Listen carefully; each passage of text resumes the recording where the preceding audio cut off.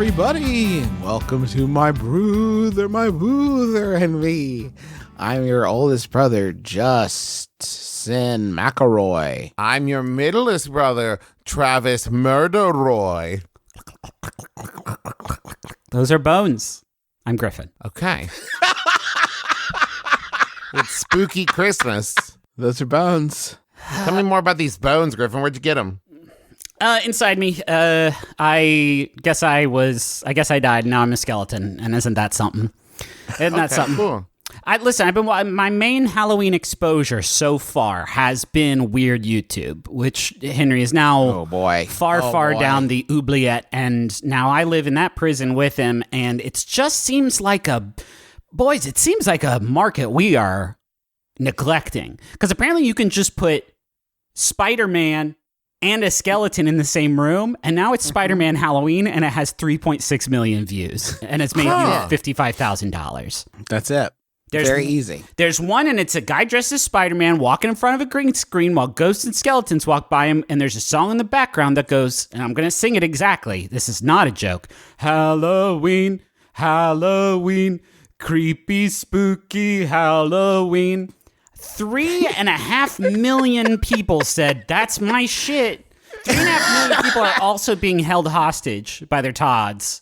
I think 8 kids watched it 400,000 times. That sounds about right to it. me. So anyway, yeah, that's where I am. I guess my spooky Christmas spirit has not kicked into overdrive yet. You can put fucking anything. I don't know how you get... Do you have to get like a permit to make weird YouTube videos? Because it seems so ridiculously lucrative that I have to imagine there's only a few people allowed to do it. I don't know how you get in that game, but I would love to get a slice of that. That pie seems delicious. I assume that the only qualification, Justin, to making weird YouTube videos is that you have to always stay on the run one step ahead of the government who's chasing you.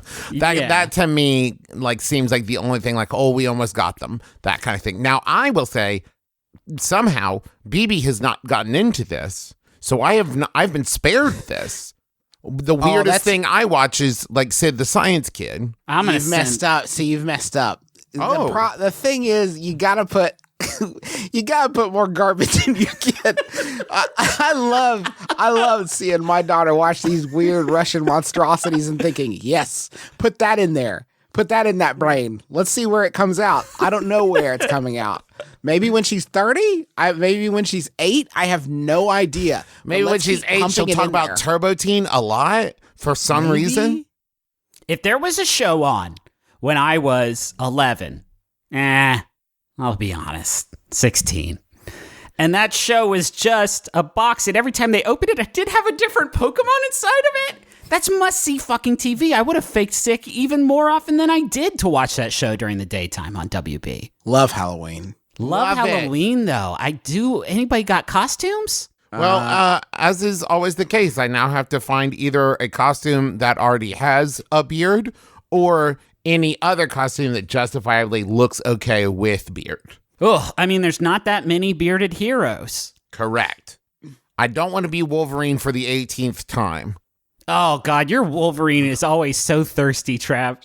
Your Wolverine was always so thirsty. Well, I mean, it's really hard to be Wolverine and have it be like, that is a conservative, super calm, not interested in attention Wolverine, you know? That's so weird because I am doing Wolverine this year. But with no take different than mine? A young Wolverine. Maybe we could each of us do the many stages of Wolverine. And Justin, you could be a Wolverine, and I could be a Wolverine. Griffin, you could be a Wolverine. Logan. I'm Logan. Hello. Aren't you Wolverine? I'm not.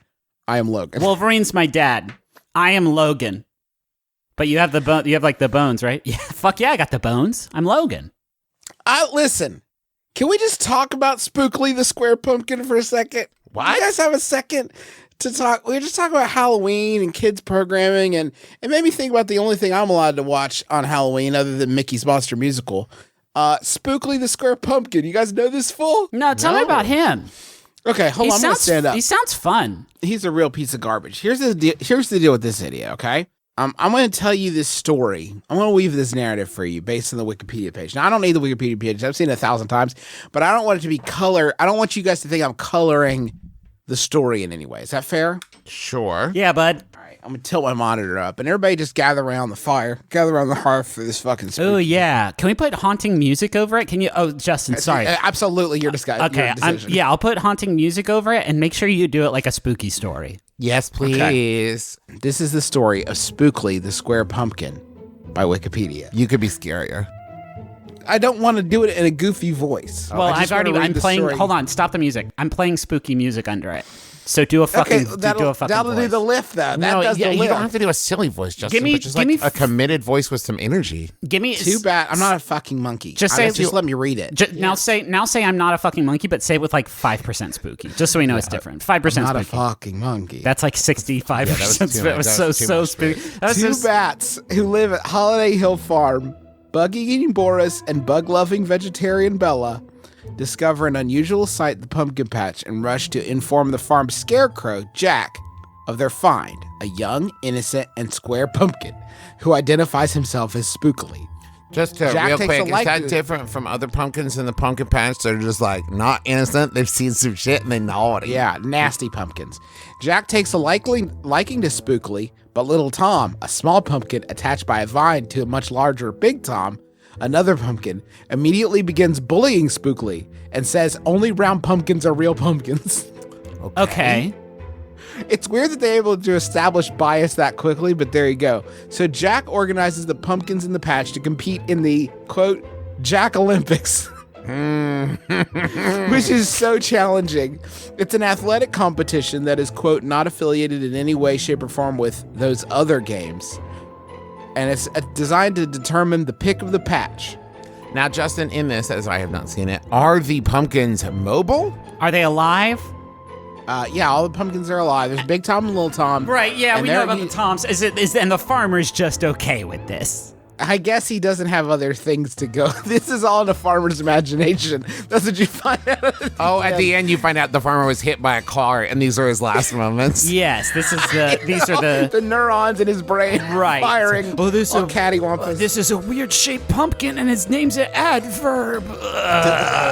So these I'm skipping ahead a little bit. These spiders decide to help him in the Jack Olympics so they can eat the prize, which is a crown made of candy corn. Right. And Big Tom and Little Tom get disqualified because they're using their vine to give him an unfair advantage. Whoa. They're just making this shit up as they go along. Why is that not allowed? Where did the scarecrow get candy corn from? Spookley turns out to be, this is a quote from Wikipedia, Spookley turns out to be a total failure at all the events, leaving him discouraged. Bobo's crowned the winner. Spiders abandon Spookley to help themselves to her crown. What? And then a severe windstorm hits the pumpkin patch, pushing the pumpkins all over and pinning Jack under a flaming tree branch. What? Spookley, what the fuck? Spookley, this is so sweaty. Spookley, because he is square, does not roll away when the wind hits him. Well, okay, shut the fuck up. That's not how aerodynamics works. If it's hitting Spookley's flat ass surface, then Spookley's gonna get fucking launched. After the storm, the farmer goes to the patch to assess the damage and discovers It's horrified. Monstrous. My how children, my how did he pumpkin survive children. the flaming branch? Did we just drop the flaming branch? No, but Spookley saved him because he's not round. Okay, right. Okay, but I would argue that him not rolling away, okay, I'll give you that. In what way does that help him lift a flaming branch off someone? So Jack, so he saves Jack. The farmer goes to assess the damage and discovers Spookley. The farmer is charmed by Spookley's square shape and decides to make the square pumpkin his own personal jack-o'-lantern. That's right. What? His incredible reward for doing so good at being rectangular is to have his eyes hollowed out and his brains removed. It's evisceration. Oh, no. This sounds like a ballin' movie, dude. Yeah.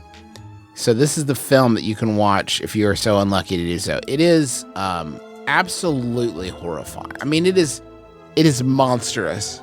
And it is spooky in a way. Yeah. But Spookley, the square pumpkin, that is the whole story. And that's Justin's bucket of That's Justin's popcorn thoughts.